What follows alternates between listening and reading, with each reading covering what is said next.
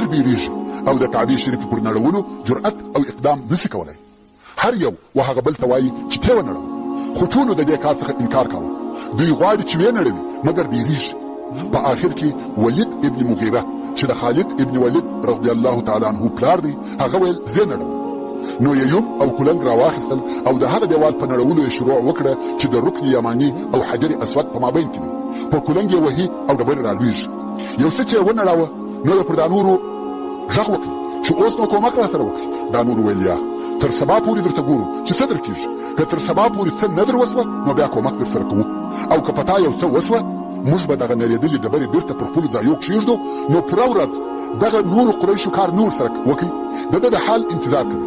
خیر شپه تېره سوه او سبا بیا ولید د خپلو اولادو سره راغلی. کلنګان ورڅخه دي کار یې شروع کړي او دا نورو یې هم په کومک کولو شروع وکړه.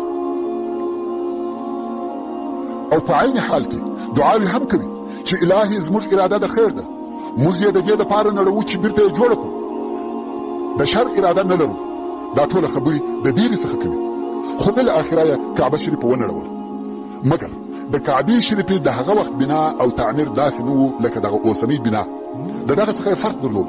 هغه دا چې دغه حجر اسماعیل دغه ګول او ګردی ځای چې د کعبې شریفې و بغل ته دیوال پر راګرځېدلی دی او حطیم هم ورته ویل کېږي، دا هم په کعبه شریفه کې داخل و.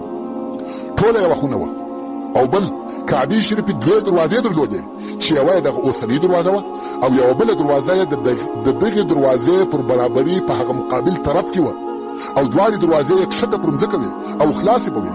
خلق به د یوه طرفه ورننوتل او د هغه بله طرفه څخه به وتل.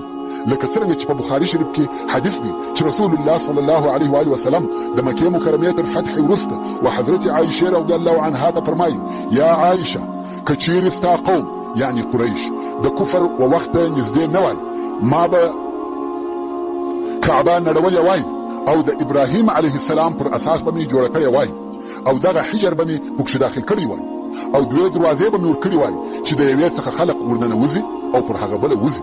دا په صحیح البخاري کې د کعبې شریفې د پخوانۍ بنا صفت او بیان دی. اوس چې قریشو د کعبې شریفې په بنا شروع وکړه، هغه مال چې دوی راټول کړي وو د کعبې شریفې د پوره جوړولو دپاره لږ نو دوی وویل دونه به جوړه کړو چې په دغه راټولو سوو پیسو جوړېدلی سي. ځکه اوس د دوی دپاره دوې لارې وې چې د هغو څخه به یوه اختیاروي. هغه دا چې یا به نورې پیسې ټولوي پر حلال او حرام به یې نه کېږي، یا به کعبه شریفه د پیسو د نستوالي په سبب کمه او ناقصه جوړوي. قریشو دغه دوهمه لار خوښه کړه. که څه هم دوی کولی سوای چې نورې پیسې ټولې کړي، مګر هغه پیسې به د ظلم، ربا یا داسې نور حرام مال څخه وای. نو یې دا ښه او بهتره وبلل چې کعبه شریفه به دونه جوړه کړو څونه چې په حلال مال جوړېږي، خو نجس او حرام مال به نه به ګډوو. نو یې د ډبرو په ایسته کولو شروع وکړه. د دغه دیواله ډبرې ایسته کوي، یوه طرف ته یې اږدي. د دیوالو د نړېدو څخه چې فارغه سوه نو غواړي چې اساس او تعداو یې هم وکړي او د هغه تعداو څخه یې نوې جوړه کړي. نو یې تر دیواله لاندې حصه دننه په مځکه کې هم وکیندل.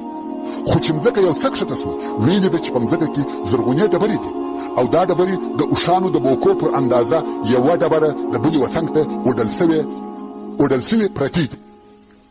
دوی ډېر په تعجب کې سوه. نو د دوی څخه یو نفر دا اراده وکړه چې دغه ډبرې هم راوکاږي. کم وخت چې کلنګ تر ډبرې لاندې کړي او لږ یې راپورته کړه، د ډبرې د کښته څخه یو شدید نور او روښنایي راښکاره سوه. دونه قوي رڼا وه چې قریبه وه دغه سړی د دغه رڼا په سبب ړوند سي. کلنګ یې د لاسه ولوېدی او ډبره بېرته پر هغه خپل ځای ولوېده. قریشو چې دا حالت ولیدی ویل په زرغونو ډبرو کار مه لرئ، پر دغه ډبرو دیوال پورته کړئ. نو یې شاوخوا ټوله دیوال تر دغه زرغونو ډبرو پورې ایسته کړئ او د دغه زرغونو ډبرو څخه یې نوې بنا شروع کړه. دیوال پورته سو تر څو چې د حجر اسود په اندازې ته ورسېدی. اوس نو حجر اسود ایښول کېږي او بیا نور دیوال پر پورته کېږي. خو د قریشو هر مشر غواړي چې حجر اسود دی پر دغه خپل ځای کېږدي. او حجر اسود خو در معلوم دی چې هغه مشرفه او مبارکه ډبره ده چې د کعبې شریفې په بنا کې کار سوې ده، بلکې د مځکې پر مخ هغه مشرفترینه ډبره ده. او د هغې په باره کې زموږ عقیده دا ده چې دا یوه ډبره ده چې نه ضرر رسوي او نه فایده. لکه څرنګه چې په حدیث شریف کې راغلي دي کوم وخت چې حضرت عمر فاروق رضی الله تعالی عنه راغلی او غوښته یې چې حجر اسود مچ کړي، نو یې په لوړ آواز وویل چې خلک یې واوري. ویل والله زه پوهېږم چې ته ډبره یې، نه فایده رسولی سې نه تاوان. خو کما رسول الله صلی الله علیه و آله وسلم نه وای لیدلی چې کې مچولې ما به نه وای مچ کړی. اوس موږ هم دا ډبره مچوو نه په دې سبب چې چاته نفع یا ضرر رسوي او نه په دا ډبره کې د الوهیت او خدایي یو شی شته، بلکې صرف د رسول الله صلی الله علیه و آله وسلم متابعت دی. که هغه صلی الله علیه و آله وسلم نه وای مچ کړی موږ به هم نه مچولی. نو زموږ دپاره مچول سنت دی. او رسول الله صلی الله علیه و آله وسلم ولې حجر اسود مچ کړي؟ ځکه دا د جنت د ډبرو څخه ده. دا خو مخکې وویل چې حجر اسود د جنت څخه راوړل سوی دی، د مځکې د ډبرو څخه نه دی. د حجر اسود قصه اوږده ده. موږ یې مخکې هم یو څه بیان درته کړی دی چې ابراهیم علیه السلام خپل زوی اسماعیل علیه السلام ولېږي چې د دغه کونج دپاره یوه مناسبه ډبره پیدا کړي، او هغه ولاړی وګرځېدی خو ډبره یې نه کړه پیدا. چې بیرته راغی د پلار سره یې دغه ډبره پرته وه. ویل دا دې د کمه کړه؟ ویل دا د الله جل جلاله د طرفه راته راغله. او په یوه روایت کې ویل کېږي چې حجر اسود په اول کې سپینه ډبره وه، مګر په وروسته کې د انسانانو د ګناهو په سبب توره سوه. او د حجر اسود په تاریخ او قصه کې دا هم راغلی دي چې په مسلمانانو کې د قرامطه په نامه سره یوه ډله پیدا سوه چې د اسلام څخه منحرف او اوښتې وه، او دې ډلې د حجاز پر منطقه قدرت او تسلط پیدا کړي. دا چې دوی د اسلام څخه ډېر منحرف وه، نو دوی قصد وکړي چې یوه بله کعبه جوړه کړي، او رښتیا یې هم په حجر کې یوه بله بنا او خونه جوړه کړه چې اوس دغه حجر د احصا په نامه سره یادېږي، او څوک وایي بحرین دی. او د دې دپاره چې خلق د حج او زیارت دپاره دغه د دوی کعبې ته ورسي، نو یې دغه حجر اسود د کعبې شریفې څخه وکښي او نقل یې کوي د هغه خپلې کعبې په بنا کې یې کښېښود.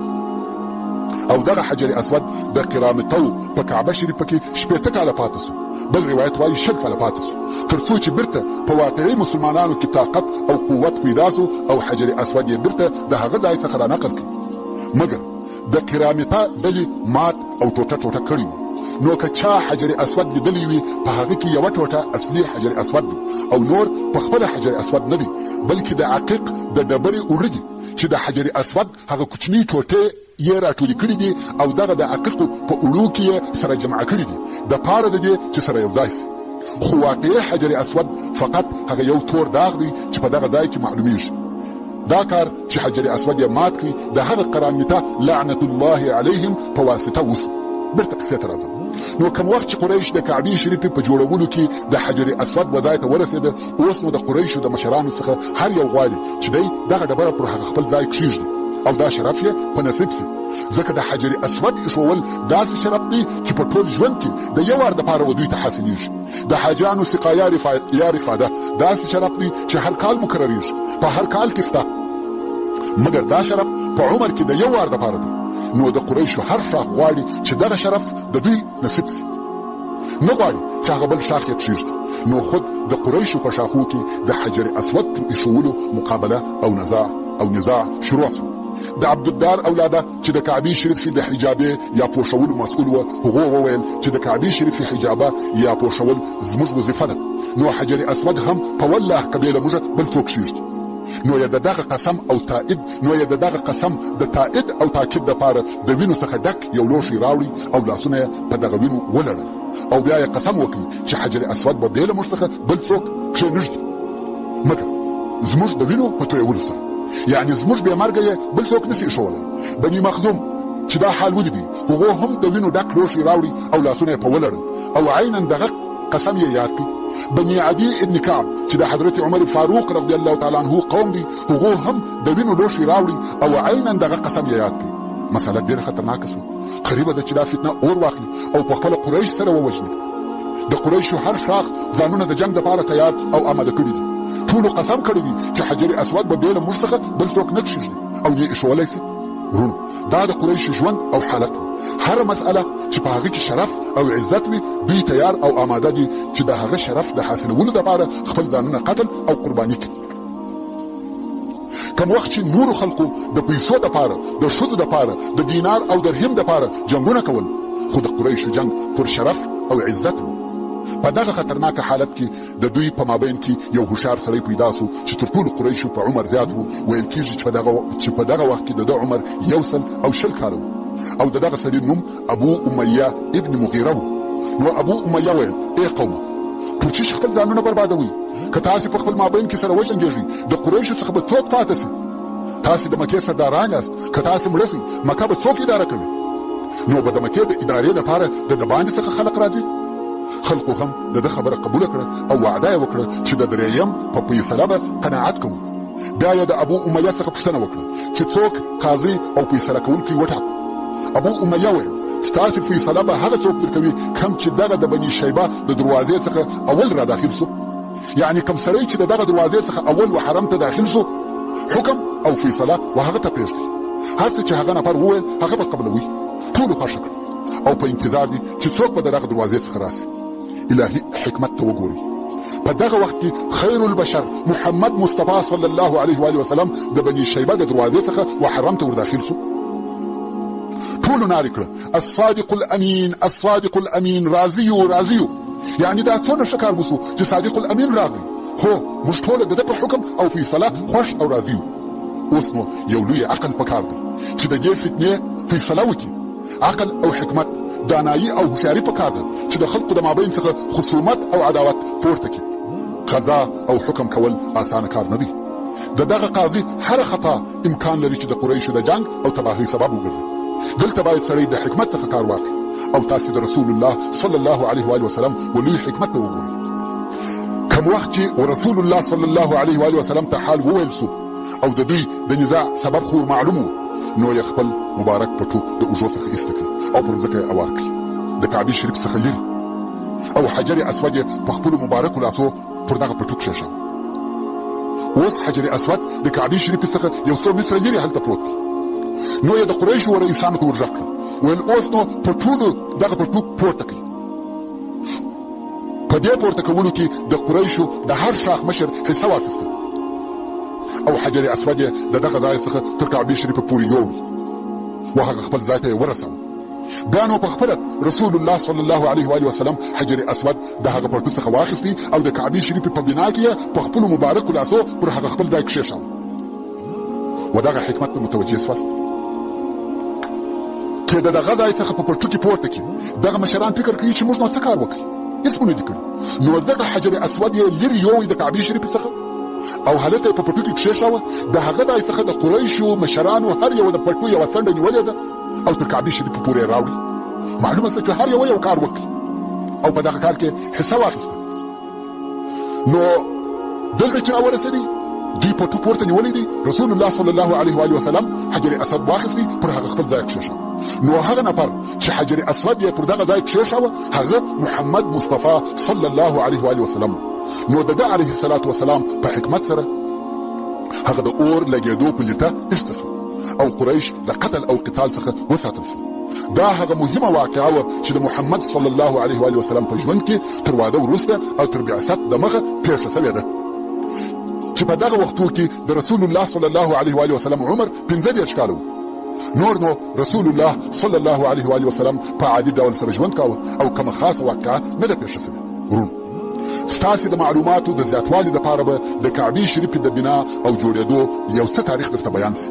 هغه دا چې کعبه شریفه په ټول تاریخ او زمانه کې په یقیني ډول سره فقط 4 واره جوړه سوې ده او تر دغه 4 واره په دمخه جوړېدو کې د علماء کرامو شک او اختلاف سته.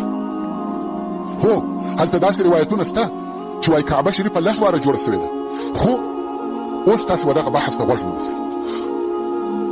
اول وار د کعبې شریفې جوړېدل هغه دي چې ابراهیم علیه السلام د خپل زوی اسماعیل علیه السلام په کومک سره جوړ کړ، چې دا هغه د الله عز وجل د امر پر ځای کول و او دغه جوړېده یې په قرآن مجید او صحیح احادیثو سره ثابت دی.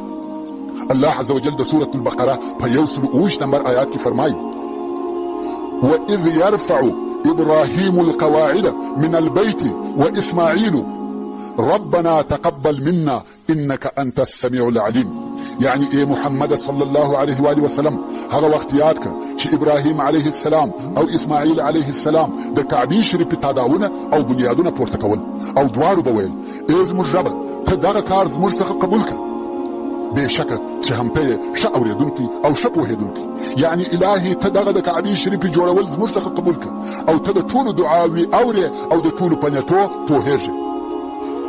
او په دې باره کې صحیح احادیث هم خورا ډیر دي چې په رانقلولو سره یې بحث اوږدېږي او دغه بنا په باره کې د تاریخ کتابونه او علماء کرام وایي چې د ابراهیم علیه السلام د کعبې شریفې د دیوالو لوړوالی 9 ذراعه و او اوږدوالی یې 10 ذراعه و او د کعبې شریفې بر 22 ذراعه و او بېله چته وه، یعنې چت او بام یې نه درلود.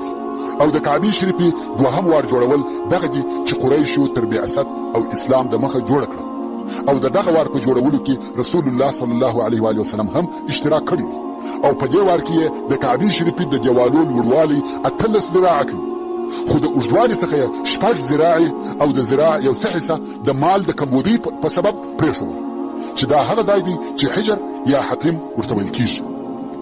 او د کعبې شریفې و شمالي طرف ته دی او د کعبې شریفې دروازه یې د مځکې څخه لوړه کړه. دا د دې دپاره چې څوک بې له اجازې د قریشو دننه ورنسي، چې په دغه باره کې رسول الله صلی الله علیه و آله وسلم د مکې مکرمې تر فتح وروسته و حضرت عایشه رضی الله عنها ته فرمایي یا عایشه که ستا قوم یعنی قریش د جاهلیت په وختو ته نږدې نه وای، ما به د کعبې شریفې د نړولو امر کړی وای، خو په نوي جوړولو کې به مې هغه حصه پکښې داخله کړې وای کومه چې ځینې ایستل سوې ده او د مځکې سره به مې برابره کړې وای، یعنې د کعبې شریفې دننه مځکه به مې دونه کښته کړې وای چې د مځکې سره برابره وای، او یوه دروازه به مې د شرق و طرف ته ورکړې وای، بله د غرب و طرف ته. نو به دغه جوړوالی هغه د ابراهیم علیه السلام پر اساس وای. او درېیم وار جوړېده یې هغه دي کوم وخت چې کعبه شریفه د یزید ابن معاویه په زمانه کې د ده د لښکرو د طرفه وسوځل سوه، چې د هغې واقعې خلاصه دا ده. د 14 سنې په آخر کې د یزید لښکرو د حسین ابن نمیر السکونی په قومنداني عبدالله ابن زبیر رضی الله تعالی عنه چې د مسلمانانو خلیفه او امیر المؤمنین و د یزید په امر په مکه مکرمه کې محاصره کړي او بیا یې کعبه شریفه په منجنیق وویشته. کعبه شریفه ونړېده او وسوځېده. عبدالله ابن زبیر رضی الله تعالی عنه د حج تر موسمه انتظار وکړ، څو چې خلق د هر ځای څخه د حج لپاره راغله. نو عبدالله ابن زبیر رضی الله تعالی عنه مشوره ورسره وکړه، ویل ای خلقو ما ته د کعبې شریفې په باره کې مشوره راکړه، ټوله ونړوم او بیرته یې د سره جوړه کړم او کې دغه نړېدلي ځایونه ورترمیم کړم. عبدالله ابن عباس رضی الله تعالی عنه وویل زما نظر دا دی چې نړېدلي ځایونه یې په دغه خپلو ډبرو ورجوړ کړي او نوره کعبه شریفه پر خپل حال پرېږدي، ځکه دا هغه کعبه ده چې خلق پر دې مسلمانان سوي دي او دا هغه ډبرې دي چې خلق پر هغو مسلمانان سوي دي، یعنې هر څه پر خپل حال پاته وي، فقط نړېدلي ځایونه یې ورجوړ کړي. عبدالله ابن زبیر رضی الله تعالی عنه وویل که ستاسې څخه د هر چا کور نړېدلی او سوځېدلی وای تر هغو نه راضي کېدی چې کور یې بیرته د سره نه وای جوړ کړی، نو د خپل رب د کور په باره کې څنګه فکر کوئ؟ نو عبدالله ابن زبیر رضی الله تعالی عنه وویل زه د خپل رب څخه 3 ورځې استخاره کوم، بیا پر هغه کار اقدام کوم یا هغه کار کوم چې خیر پکښې ووینم. پس له 3 ورځو یې د کعبې شریفې په نړولو شروع وکړه تر څو تر مځکې یې ورسول او بیا یې شاوخوا پردې پر راوګرځولې او د کعبې شریفې په نوې بنا یې شروع وکړه او هغه 6 ذراعه خالي مځکه چې د حجر په نامه دغسې پرېښول سوې وه هغه یې هم پکښې داخله کړه او د کعبې شریفې د دیوالو په لوړوالي یا جګوالي کې یې تر پخوا نور هم 10 ذراعه زیات کړه او 2 دروازې ورکړې چې پر یوه دروازه به خلق ورننوتل او پر هغه بله به وتل. خو دغه زیاتوب یا تغییرات یې د هغه حدیث شریف په جرأت سره وکړه کوم چې حضرت عایشه رضی الله تعالی عنها د رسول الله صلی الله علیه و آله وسلم څخه روایت کړی دی او د مخه درته بیان سو. د کعبې شریفې 4 وار بنا یا جوړول هغه دي چې د عبدالله ابن زبیر رضی الله تعالی